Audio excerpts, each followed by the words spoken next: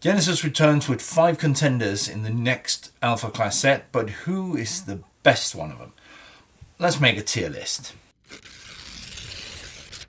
Hi, I'm Tom from Just One Pack and welcome to my studio. Today I want to do a tier list of the 5 contenders coming with Genesis Return, the next Alpha Clash set that comes out November 8th. So the tier list we're going to make today is comprised of 4 levels, so it's a 4-tier list. And I'll go through the 4 levels. So at the very top we have the Progenitor tier, and Progenitor tiers are the contenders that are way too powerful. They're gonna be meta defining is my best guess. Easy to play, easy to see the power of, no questions asked. Those are excellent contenders. The contenders that just go just beneath the Progenitors end up in Harbringer tier. In the Harbringer tier, that is the contenders that might be very powerful but needs either a little more support or a skilled player in order to make them work. The level below that is the Alpha tier, and in the Alpha tier, that is for the contenders that might not be that powerful or that really need some extra support to really push forward and make any sort of impact. The kind of contenders you would play and maybe win locally.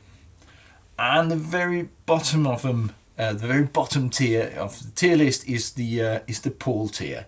Paul is the guy we like and play him because we like him, but you're not going to win anything with contenders in that class. So let's dig into it.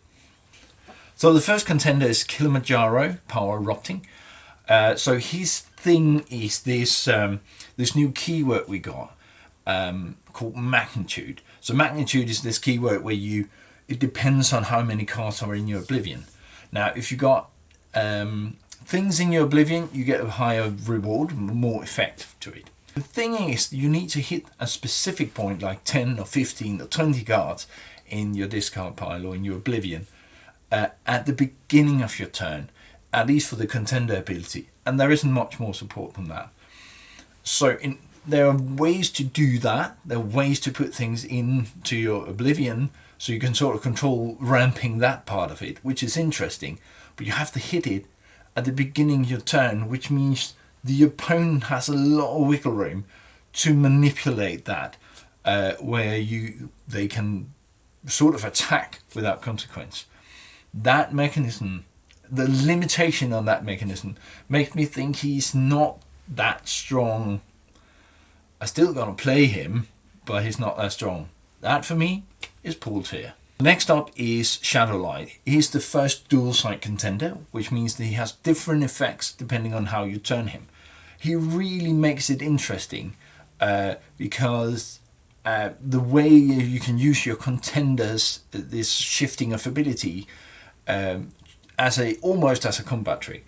That's the unique thing about Alpha Clash, is that your primary phase, unique. It's one of the interesting things with Alpha Clash is that your primary phase between your clashes is actually a room for you to wiggle in and to make some adjustments before the next combat. So you can use every main phase to trick your opponent, sort of like combat tricking it.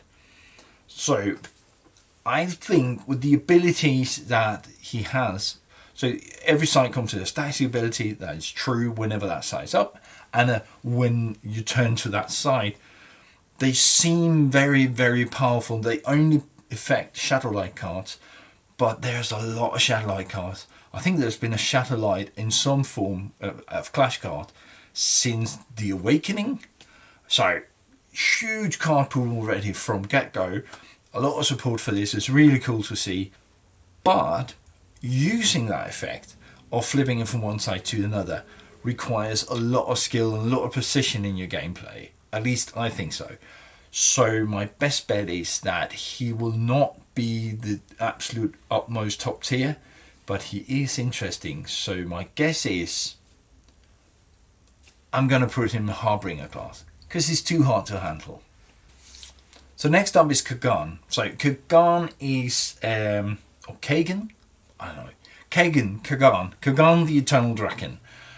His effect is, or the gameplay provided with him, with the stick he's bringing to the table, is mounting contender weapons.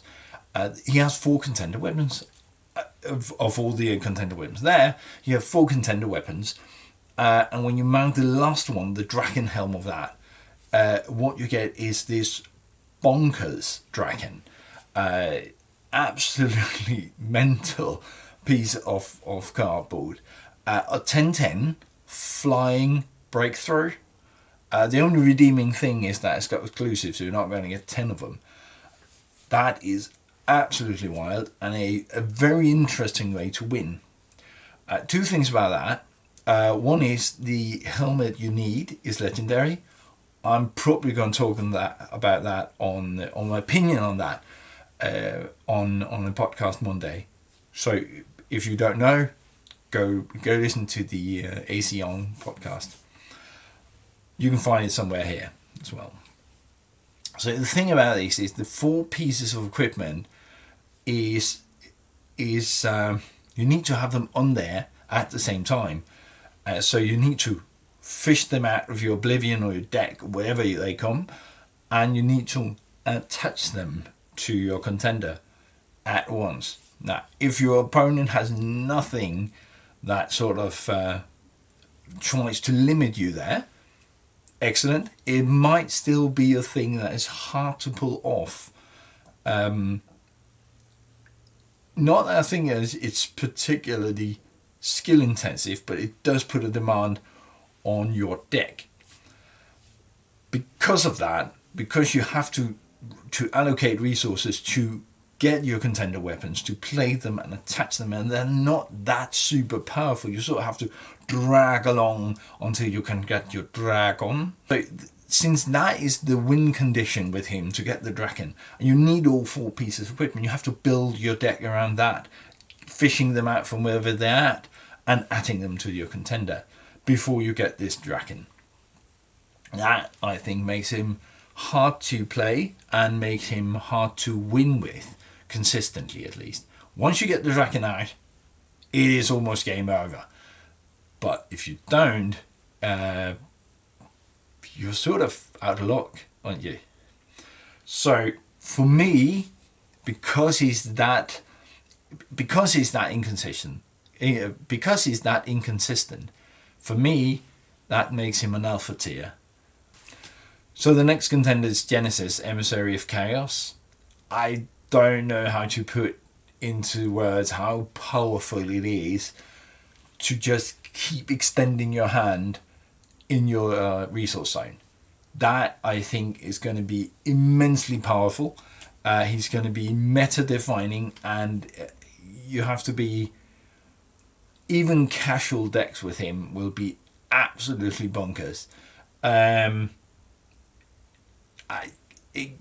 don't know what to say. Man, he's Progenitor tier. So, last up is Moxy, Vanguard of Earth. So Moxy, Black Moxy, wants to do a lot of weapons, a lot of equipment attached to her clash cards. Red Moxy wants to do fewer weapons, but create these badges. Now, badges is not that powerful, really. It gives you +1, and they're not useless. It's just they're not that powerful. It's really a minuscule. It's a game of small margins. Because her leaning into that, and not, to my eyes, she doesn't support weapons as well as the previous Moxy. That's the Black Moxy. So Red Moxy and her badges sort of makes her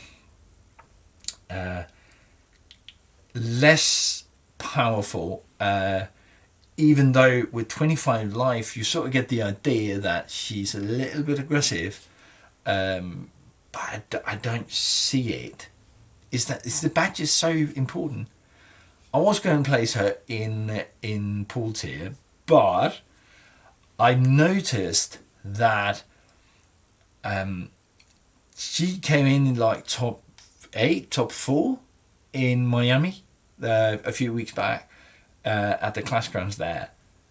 So there might be something I'm overlooking. But for now, my evaluation is that she's just alpha tier. Maybe with more support she could go up the ranks, but right now she's an alpha tier. Well, there we have it. That's my tier list. That's how I would range them. If you like this content, give it a like and follow.